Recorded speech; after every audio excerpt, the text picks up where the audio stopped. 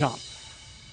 Hey, good morning, Mitch. Yeah, a lot of attention remains on this 300-page report this morning, with special counsel John Durham really taking a lot of aim at the FBI, citing what he calls, quote, extremely troublesome failures for the agency's handling of the looking into former President Donald Trump's campaign for president back in 2016. Now, this 300-page report dates back to 2019, when Attorney General Bill Barr put Durham in charge of investigating the investigators behind the FBI's case, examining whether former President Trump's 2016 campaign team colluded with Russia. In this report, Durham harshly criticizes the FBI, as I said, for rushing to investigate Mr. Trump based on what he calls, quote, raw, unanalyzed, and uncorroborated intelligence, and for failing to live up to the agency's standards.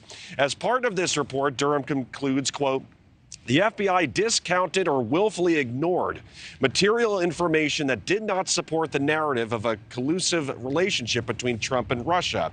The FBI responded to all this, saying the report focused on prior leadership and saying that the agency has made a number of changes in recent years, including improving accuracy of surveillance applications for investigations. The FBI writing in a statement, quote, had those reforms been in place in 2016, the missteps identified in the report could have been prevented. But former President Donald Trump once predicted this Durham investigation would uncover the crime of the century. He reposted on Truth Social a number of stories about this report and wrote, quote, the American public was scammed, just as it is being scammed right now by those who don't want to see greatness for America. So, Mitch, a lot of things to cover with this story.